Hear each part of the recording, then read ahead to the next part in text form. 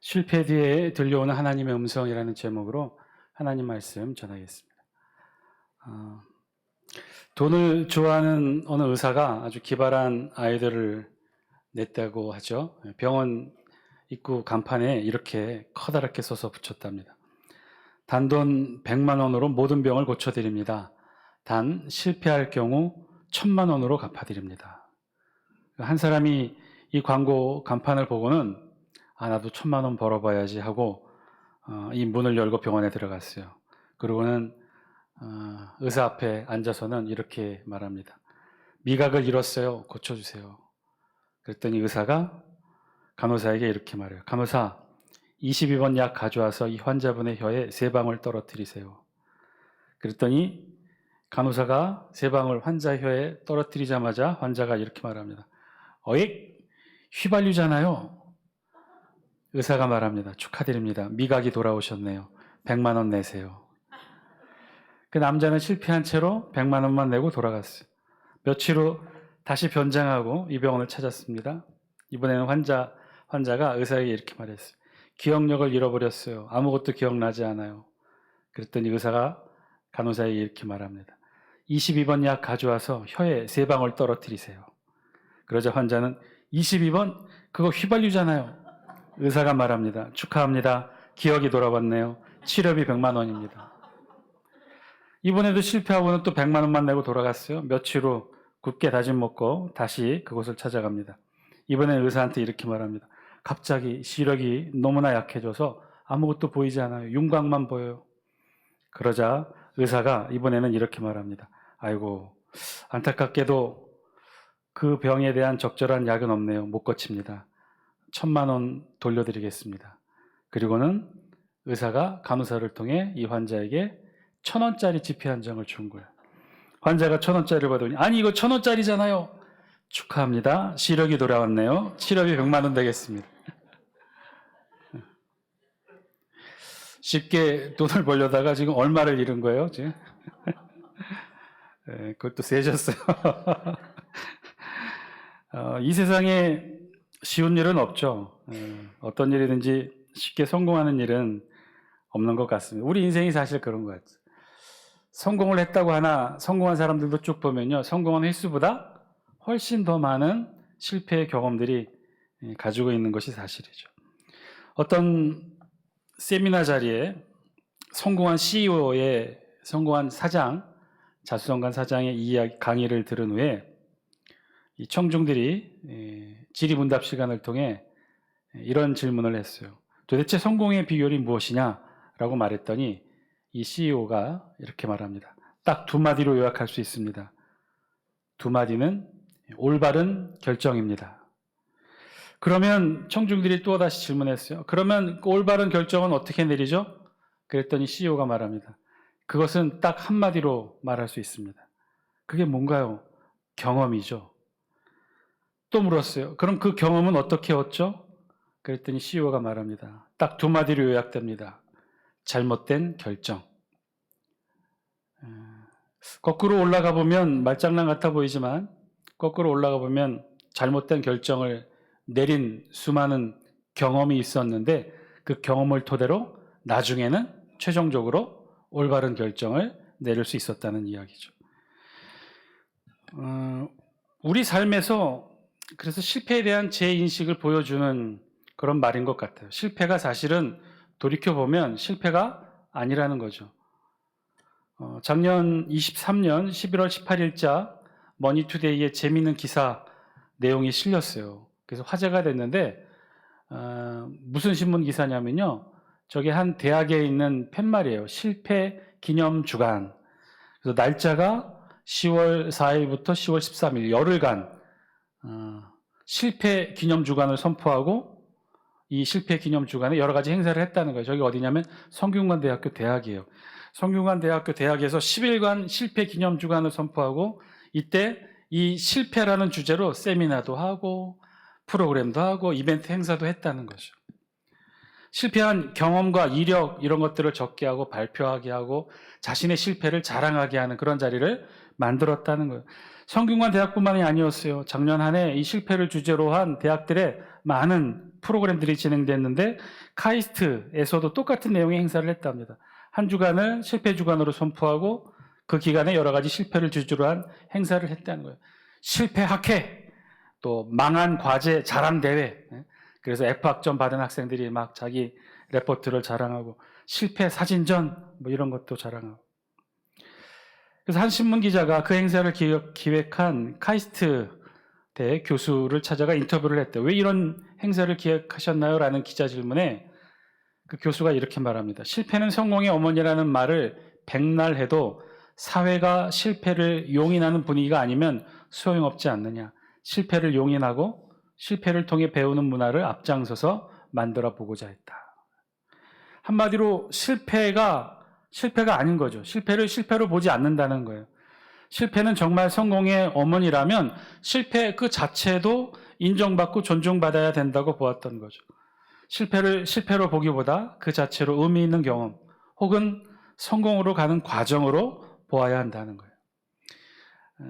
요즘 젊은이들이 자주 사용하는 말 중에 이렇게 줄임말 많이 젊은이들이 하잖아요. 그 중에 이런 말이 있답니다. 중꺽마, 중꺽마. 여러분 저게 무슨 말의 줄임말인지 아십니까? 젊은이들이 많이 쓰는 말인데 중꺽마. 저 뜻은 중요한 것은 꺾이지 않는 마음이랍니다. 줄여서 중꺽마.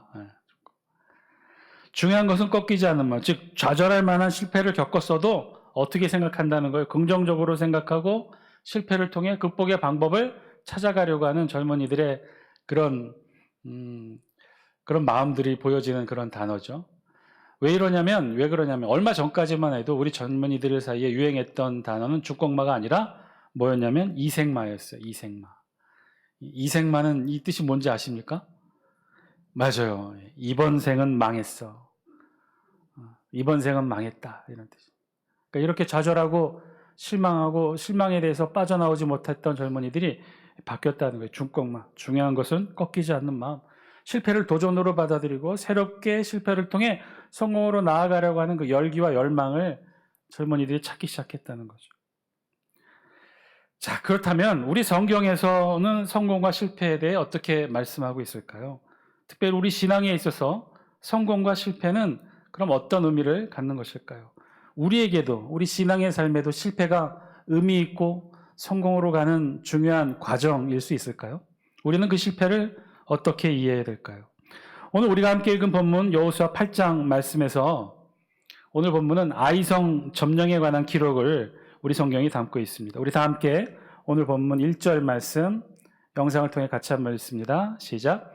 여호와께서 여호수아에게 이르시되 두려워하지 말라 놀라지 말라 군사를 다 거느리고 일어나 아이로 올라가라 보라 내가 아이 왕과 그의 백성과 그의 성읍과 그의 땅을 다 내 손에 넘겨 주었으니. 하나님께서 여호수아에게 또 이스라엘 백성들에게 이렇게 말씀하셨다는 거예요. 뭐라고요? 두려워하지 말라 놀라지 말라 군사를 다 거느리고 일어나 아이로 올라가라. 하나님께서 지금 이스라엘과 여호수아에게 이렇게 군사를 다시 일으켜 아이성으로 올라가라고 말씀하고 계신 거죠. 보라 내가 아이 왕과 그 백성과 그 성읍과 그 땅을 다 내 손에 넘겨 주었으니 너는 일어나 군사를 일으켜 아이성으로 올라가라. 그런데 지금 이 하나님의 말씀을 받고 있는 여호수아와 그의 백성들은 어떤 상태였느냐? 실패한 상태였어요. 이미 한 번의 아이성 전투를 통해 커다란 실패 가운데 절망 가운데 있었을 때였어요. 좀 전에 성공한 여리고성의 전투와는 전혀 다르게 아주 조그맣고 보잘것없어 보이는 이 작은 성 아이성 전투에서 그만 이스라엘이 처참한 패배를 경험했기 때문이죠. 이 아이성이 얼마나 작고 보잘것없어 보였으면 여리고성을 돌 때에는 이스라엘 백성들이 20만 대군을 동원하여 여리고성 점령하며 마음 졸였는데 그런데 이 아이성 앞에서는 얼마만 군사를 보냈느냐? 3,000명만 군사를 보냅니다. 정말 우습게 보았던 거죠. 아니 그럴 만도 한 것이 그 거대한 난공불락의 성 여리고를 무너뜨린 이스라엘 백성의 눈에는 이 정말 아이성이 작고 보잘것없어 보였던 거예요. 그래서 이 아이성을 여호수아가 이 아이성 점령하기 전에 정탐꾼들을 보냈는데 정탐꾼, 아이성을 정탐하고 돌아온 정탐꾼이 이렇게 보고를 합니다. 우리 다 함께 영상을 통해 7장 3절 말씀 같이 함께 읽습니다. 여호수아 7장 3절 시작. 여호수아에게로 돌아와 그에게 이르되 백성을 다 올라가게 하지 말고 2-3천 명만 올라가서 아이를 치게 하소서. 그들은 소수이니 모든 백성을 그리로 보내어 수고롭게 하지 마소서 하므로. 몇 명만 보내도 된다는 거예요? 2-3천 명만 올라가서 점령해도 된다는 거예요. 그들은 소수니까 백성들 다 올려보내서 여리고처럼 20만 대군을 다 올려보내서 수고롭게 하지 말라는 거예요. 그냥 2-3천 명만 보내도 충분히 함락시킬 수 있어 보였다는 거죠. 정말 우습게 보았던 거죠. 그런데 결과는 어땠어요? 전혀 달랐어요. 7장 5절 영상을 통해 같이 함께 읽습니다. 시작. 아이 사람이 그들을 30명쯤 쳐 죽이고 성문 앞에서부터 세바림까지 쫓아가 내려가는 비탈에서 쳤으므로 백성의 마음이 녹아 물같이 된지라. 36명쯤 쳐 죽이고 처참하게 패배한 거예요. 이스라엘 백성들이 3,000명이 올라갔는데 그 중에서 36명이 처참하게 죽임을 당하고 처절하게 패배한 채 돌아오게 됐다는 거예요. 얼마나 이스라엘 백성들이 그 전쟁의 실패로 두려웠던지 마음이 녹아 물같이 되었다고 표현했어요. 이 여호수아는요 어떻게 했느냐? 옷을 찢고 장로들과 함께 여호와의 언약궤 앞에 엎드려서 머리에 티끌을 뒤집어 씌고 날이 저물도록 통곡하고 애곡했다고 우리 성경이 기록합니다. 사실 왜 이스라엘이 이런 실패를 경험해야 했을까? 거기에 대해서는 여리고성의 경험으로 올라가죠. 여리고성에서 누가 범죄합니까? 아간이 범죄를 해요. 탈취물을 다 하나님께 드리라고 했는데 아간이 몰래 훔쳤던 거예요. 그래서 하나님의 명령을 어겼어요. 그래서 이런 실패를 경험하게 됐던 거죠.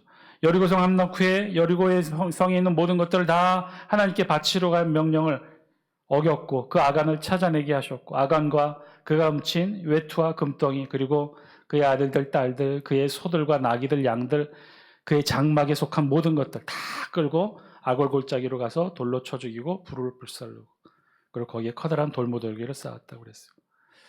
수많은 사람이 죽었죠. 그리고 범죄자 아간을 찾아내 그 가족과 그에게 속한 모든 것을 죽이고 불살랐어요.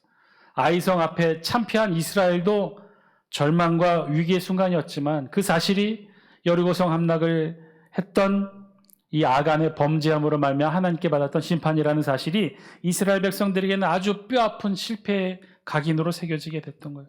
참혹한 결과였어요. 아픈 상처였고 잊을 수 없는 커다란 실패의 역사였어요. 처참했습니다. 한 사람의 불순종으로 백성 전체가 고통당하게 되는 순간이었어요.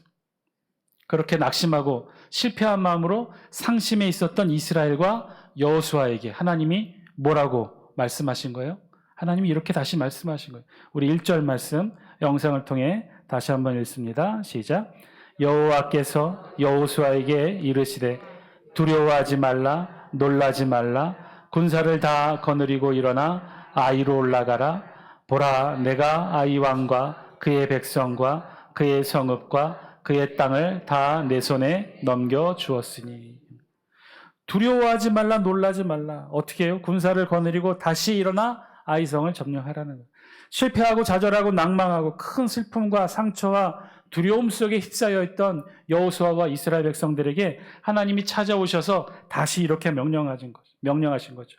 그 명령은 군사를 다시 일으켜 아이성으로 올라가라. 아이성, 아까도 말씀드렸다시피 여리고성에 비하면요 지극히 작고 보잘것 없어 보이는 그런 성이었어요. 이스라엘의 군사적 비교에 의하면 상대도 되지 않는 너무나 작은 성이었어요. 그런 작은 성 아이성 앞에서 이스라엘은 패배를 경험합니다. 말도 안 되는 엄청난 패배, 그리고 커다란 상심과 절망에 빠지게 되죠.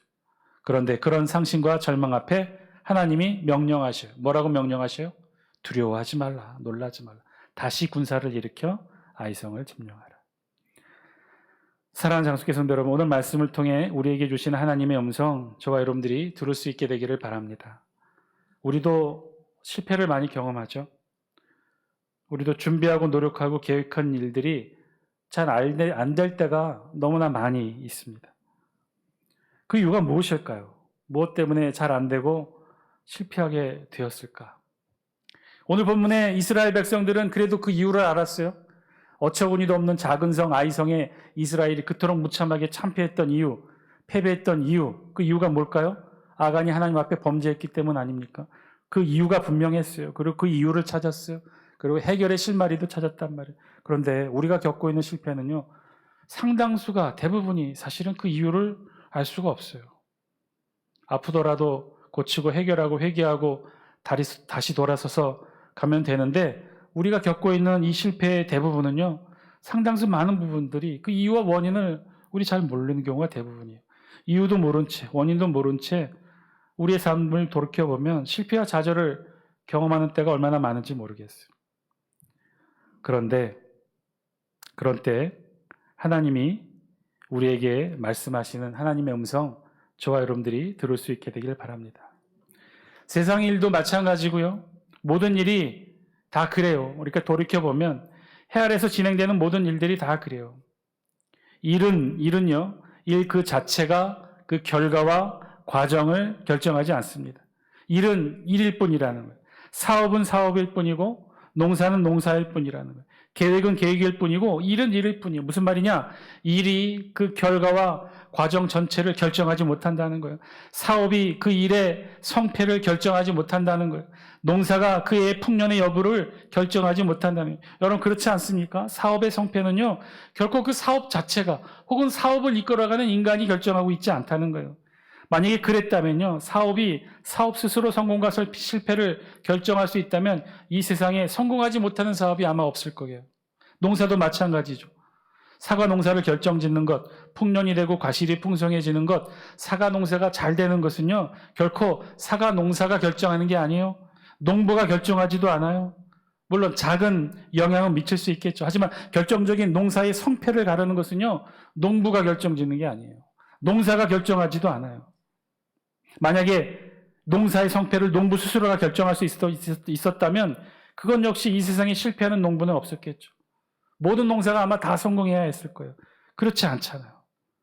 이 세상의 모든 일이 다 마찬가지입니다.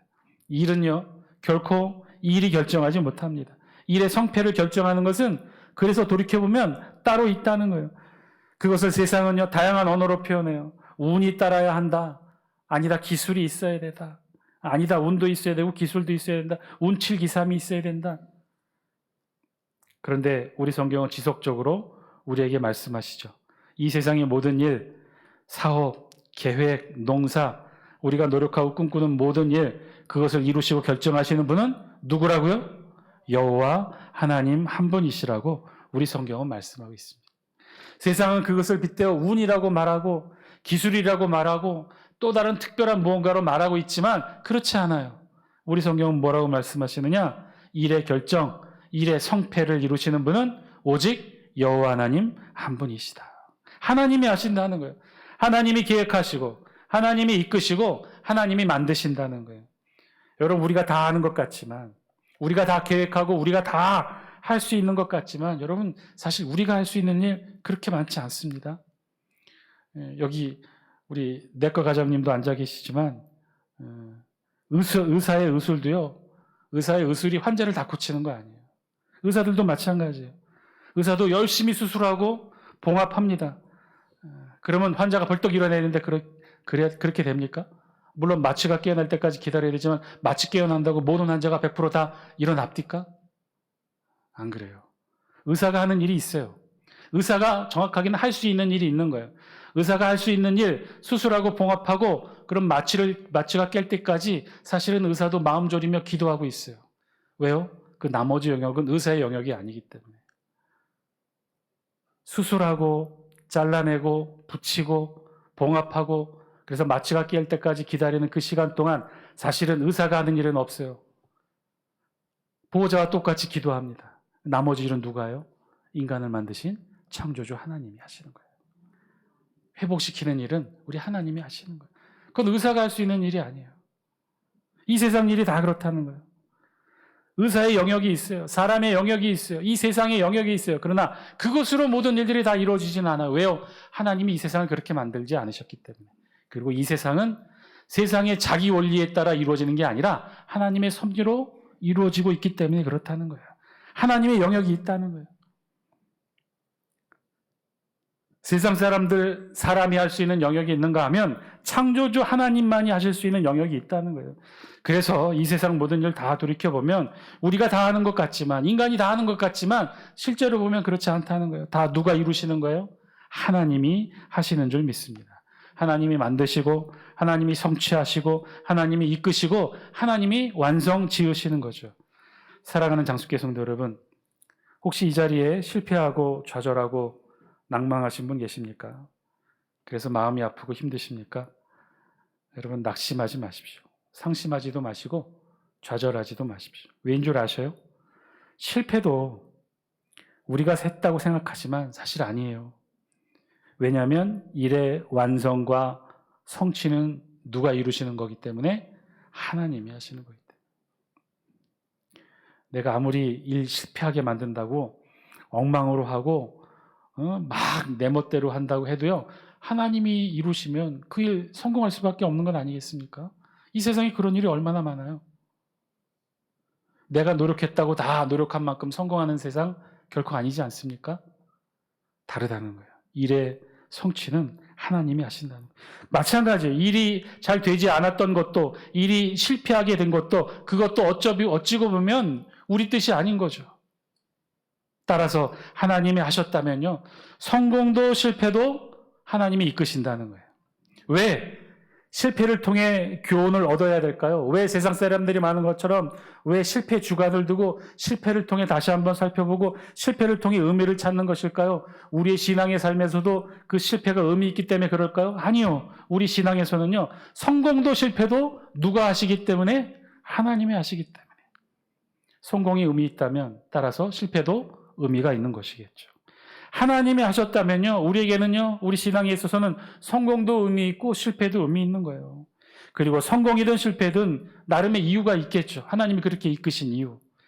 아직 우리에게 필요치가 않아서, 혹은 우리에게 더 좋은 곳으로 채워주시기 위해서, 지금의 우리가 아직은 그 그릇이 아니라고 판단되어서 등등의 하나님만이 판단하실 수 있는 이유가 있었겠죠. 사실은 그것조차도 우리의 고민이 될 수는 없는 거예요. 하나님께서 고민하실 겁니다. 그리고 하나님께서 이루실 것입니다. 따라서 실패했다고 낙심할 것도 없고요. 성공했다고 자기 자랑할 필요도 없어요. 왜요? 우리 일의 성공과 실패는 누가 이끄시는 것이기 때문에 하나님이 이끄시는 것이기 때문에. 그래서 우리에게 실패조차도 우리가 아닌 하나님이 이끄셨다면 감사함으로 이제 성공으로 이끄실 하나님의 역사하심을 기대하고 소망하며 기도하시는 여러분 되시길 바랍니다. 우리에게 있어서는요, 실패는 더 이상 그렇게 본다면 실패가 아닌 거죠. 성공을 이끄신 하나님이 실패도 이끄셨다면 내어 맡기는 거예요. 거기에는 분명한 하나님의 뜻이 있는 거예요. 그리고 그 실패를 통해 반드시 우리를 복되게 하나님이 이끄실 거예요. 왜요? 하나님은 저와 여러분들을 사랑하시니까. 따라서 우리가 해야 될 일은 어떤 일이에요? 오늘 본문에서처럼 우리는 오직 실패 후 또다시 우리에게 들려오는 하나님의 음성에 귀 기울이는 거예요. 그리고 그 음성에 아멘하고 순종하는 거예요. 오늘 본문에 여호수아가 그랬던 것처럼 실패 후, 낙담 후, 낙심 후 여호수아와 이스라엘 백성들에게 들려왔던 하나님의 음성에 여호수아가 어떻게 했어요? 전적으로 듣고 그대로 순종합니다. 사실 오늘 본문이 우리에게 주는 참된 의미, 메시지는 바로 여기에 있어요. 우리 2절 같이 한번 읽습니다. 시작. 너는 여리고와 그 왕에게 행한 것 같이 아이와 그 왕에게 행하되 오직 거기서 탈취할 물건과 가축은 스스로 가지라. 너는 아이 성 뒤에 복병을 둘지니라 하시니. 하나님이 다시 여호수아에게 명령하시는 명령, 그 명령은 이전과 동일했어요. 여리고와 그 왕에게 행한 것 같이 아이와 그 왕에게도 행하되, 똑같이 하라는 거예요. 아니, 이 표현보다는 하나님께서 지금 여호수아와 이스라엘 백성들에게 뭐라고 말씀하시느냐? 시키는 대로 하라는 거예요. 전과 똑같이 시키는 대로 하라. 그대로 하라. 생각하지 말고 질문 갖지 말고 그저 하나님의 명령에 순종하고 복종하라는 거예요. 그러자 여호수아가 어떻게 합니까? 3절 같이 함께 읽습니다. 시작. 이에 여호수아가 일어나서 군사와 함께 아이로 올라가려 하여 용사 3만 명을 뽑아 밤에 보내며. 여호수아는요 어떻게 했어요? 하나님의 명령에 순종합니다. 그런데 여기에 약간 여호수아의 사심이 들어갔죠. 처음에 3,000명 올라가서 패했는데 지금 몇 명 보낸 거예요? 10배 3만 명을 보낸 거예요. 거기에 마음이 여호수아의 사심이 묻어있긴 하지만 여호수아는 어떻게 했어요? 여기 보면 우리가 여기 3절을 통해서 뭘 찾아야 돼요? 여호수아가 하나님께 혹시 질문했나요? 혹시 반문했나요? 이번에는 어떻게 공격할까요? 지난번에는 우리가 패했는데 저게 숫자가 얼마나 될까요? 이번에는 어떻게 공격할까요? 뒤로 돌아갈까요? 어떤 방법으로 할까요? 저기 지난번처럼 우리 또 나와서 싸울까요? 오늘 본문 3절에 보면 여호수아는 어떤 것도 하나님 앞에 묻지 않았어요. 따지지도 않고 생각하지도 않습니다. 왜냐하면 이런 일들의 결과, 성공도 실패도 다 누구의 영역이니까? 하나님의 영역이니까. 이런 것들, 이런 결과는 사실 아무런 영향 미치는 게 없으니까. 왜냐하면 일의 결정은 하나님이 하시기 때문에. 우리에게 필요한 것은 오직 순종할 뿐이에요. 복종할 뿐이에요. 여호수아는 그래서 그저 하나님의 명령에 순종하고 복종합니다. 사랑하는 장수교 성도 여러분, 오늘 저와 여러분들에게 주시는 하나님의 명령 귀담아 들으시고 그 말씀에도 순종하고 복종하시는 여러분 되시기를 바랍니다. 실패 뒤에 낙담하고 상심한 우리에게도 하나님 말씀하셔요. 그 하나님의 명령 주의 깊게 잘 찾아 들으시고 그리고 순종하시고 복종하시기 바랍니다. 그대로 복종하고 그대로 순종하십시오. 그런데요, 혹시 정말 또 혹시 몰라요. 그렇게 두 번째, 세 번째 하나님의 명령에 순종하고 복종했는데도 혹시 또다시 실패할지도 몰라요. 그런데요, 이제는 또다시 실패할지라도 똑같은 결과가 나올지라도 이전과 다른 실패예요. 왜요? 그것은 내게서 얻은 결과가 아니라 하나님의 말씀의 순종의 결과이니까. 그건 실패지만 곧 하나님의 뜻인 거예요. 그러면 그 실패는 더 이상 우리에게 실패가 아닌 거겠죠. 그 실패를 통해 하나님께서 반드시 우리를 성공으로 이끄실 거니까. 우리의 신앙에 있어서 그래서 성공이든 실패든 중요한 게 아니에요. 왜냐하면 하나님이 이끄신다는 사실이 중요한 거예요. 그저 우리 눈에는 실패로 보여도 그래서 그것은 하나님의 명령에 순종한 실패는 더 이상 실패가 아닌 성공으로 나아가는 하나님의 인도하심의 손길이 되는 줄 믿습니다. 왜냐하면 하나님이 최종적으로 저희들 그렇게 인도하실 거니까. 그러니 이제 그 하나님의 손 온전히 믿고 순종하시고 복종하시는 저와 여러분 되시기를 주의 이름으로 간절히 축원드립니다. 하나님 앞에 그렇게 우리 손을 다 내어놓고 순종할 때 하나님의 역사는 그때부터 시작되는 줄 믿습니다. 하나님의 방법과 하나님의 뜻대로 온전히 우리를 인도하실 거예요. 이 저녁 똑같이 실패하고 낙심한 우리에게 들려주시는 하나님의 음성 꼭 들으시고 그 음성 붙들고 아멘으로 순종하시는 여러분 되시기를 주의 이름으로 간절히 축원드립니다.